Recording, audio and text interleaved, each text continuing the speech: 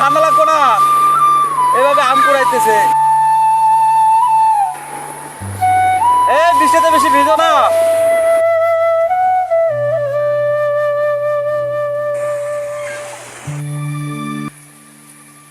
আপনার হচ্ছে দীর্ঘদিন পরে বৃষ্টির যে একটা আওয়াজ, মানে তীব্র গরমের ইয়াতে আপনার হচ্ছে প্রচুর পরিমাণে বৃষ্টি হচ্ছে।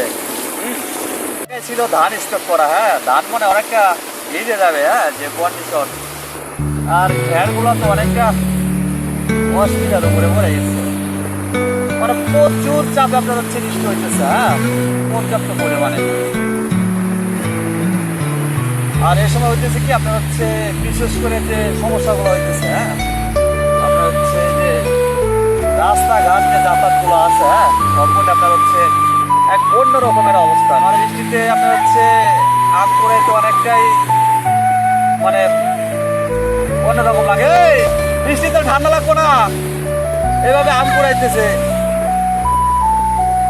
বৃষ্টিতে বেশি ভিজো না।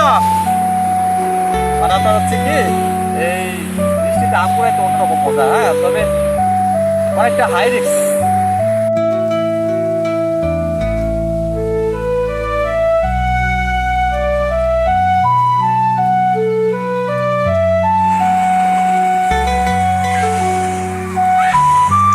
ঝড় বৃষ্টিতে কিভাবে দৌড়াইতেছে। আর এই ঝড় বৃষ্টিতে অনেকটা কিন্তু ঝুঁকিপূর্ণ উপরে, অনেক। আমার ছাগল গুলো একবারে ভিজে গেল, লাইকে আসা হয়েছিল, প্রায় হাত কিলোর উপরে। অনেকটাই অন্যরকম অনেকটাই অন্যরকম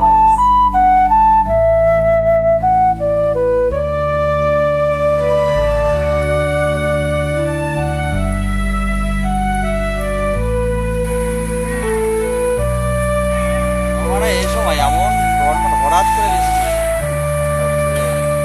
হঠাৎ করে বৃষ্টির কারণে আপনার হচ্ছে এক অন্যরকম সিচুয়েশন তৈরি হয়ে গেছে।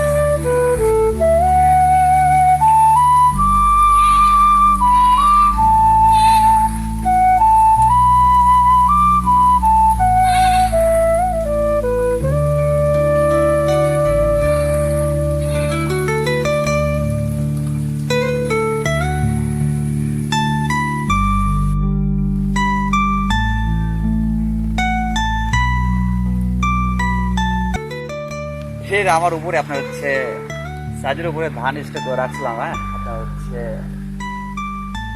মানে ধানটা সিদ্ধ করে চাউলের জন্য, চাউল ভাঙানোর জন্য তো রাখা ছিল আপনার হচ্ছে রোদটা শুকানোর জন্য।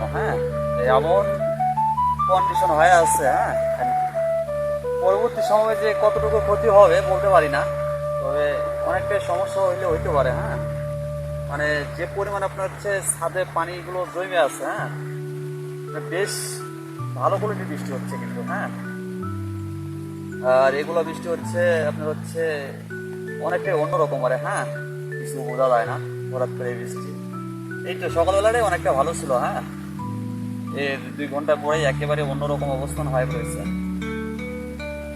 মানে হয়তো বা মানে কাগজ দিয়ে বলতে হয়েছে 2-3টা, তারপর দেখা যাক।